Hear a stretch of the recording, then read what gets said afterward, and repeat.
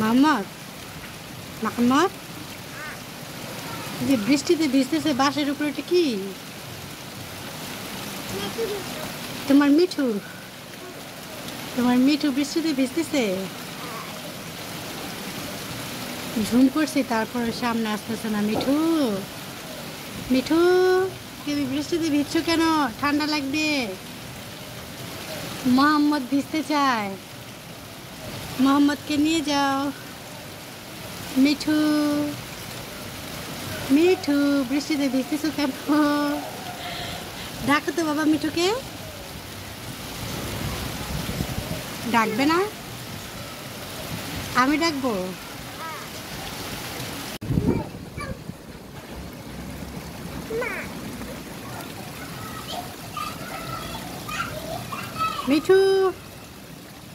মিঠু বৃষ্টিতে ভিজতেছে। মিঠু হ্যাঁ বলো। আমরা মিঠু দেখছি, বৃষ্টিতে মিঠু ভিজতেছে না? মিঠু খুব সুন্দর একটা পাখি। ওই যে মিঠু তুমি বৃষ্টিতে ভিজছো কেন? ডাক দাও তো খাদিজা মিঠুকে।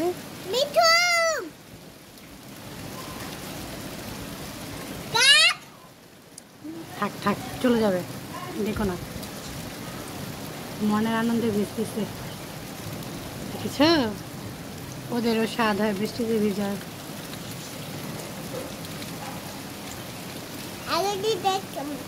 পাখিরা বৃষ্টিতে ভিজলেই পানি লাগলেই দৌড়িয়ে যাবে, মনে হচ্ছে বৃষ্টি আসবে। হ্যাঁ এখন বৃষ্টিতে মোহাম্মদ কেমন লাগছে তোমার? যা ছেলে বলো যে খুব ভালো লাগছে। হ্যাঁ দেখো মিঠু তোমাকে দেখছে, তোমার দিকে তাকিয়ে আছে মিঠু। আমার দিকে তাকায় না? হ্যাঁ তোমাদের দুজনের দিকে তাকিয়ে আছে। মিঠু খাদিজার দিকে তাকিয়ে আছো, খাদিজাকে ডাকছে, বলছে আসো বৃষ্টিতে ভিজো আমার সাথে।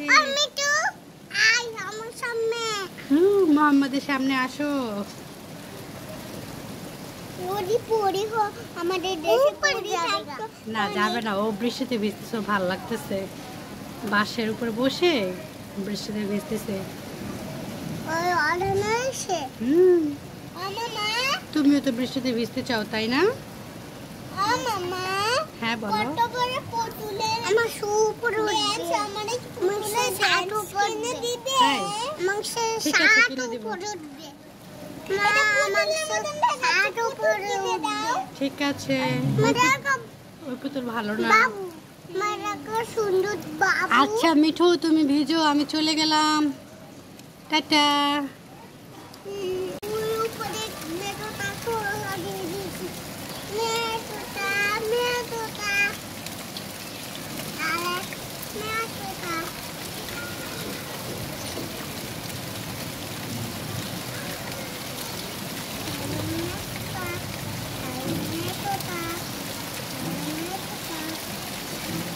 আমি সত্যিই বুঝতে পারছি না পাখিটি কেন এখানে এখনো পর্যন্ত বসে আছে। প্রায় 1 ঘন্টা হয়েছে, এখনো এখানে দাঁড়িয়ে ভিজতেছে। মানে ও কি কষ্টে ভিজতেছে, আসলে ওদের মনে কষ্ট আছে, এটা আমরা আসলে বুঝি না কেন এখনো ভিজতেছে না। ওর খুব ভালো লাগছে সেটাও বুঝতে পারতেছি না, বাট আমার কিন্তু খুব কষ্ট হচ্ছে যে এত সময় ধরে ও এখানে ভিজতেছে। কারণ কি, ও চাইলে তো নির্দিষ্ট একটা জায়গায় যেহেতু থাকতে পারতো যাতে ও না ভিজতে পারে, বাট ও ইচ্ছাকৃতভাবে এই বাসের মাথায় বসে আছে। আমি এর একটা লং ভিডিও দিয়েছি, আপনারা দেখেছেন, দেখেন। ও এরপর আমি আবার ভাবলাম যে একটা ছোটো ভিডিও দিই যে এখনও কেন ভিজতেছে। ভালো লাগছে, আবার ভাবতেছি যে কেন ভিজতেছে, আসলে ওদের ভাষা তো আমরা বুঝি না। পাখিটি কিন্তু উড়ে যাচ্ছিল, বাট আবার সাথে সাথে এসে বসলো। ওর সম্ভবত পায়ে কোনো সমস্যা হয়েছে, যার কারণে উঠতে পারতেছে না, এই জন্যই ও আবার এখানে এসে বসে পড়ছে।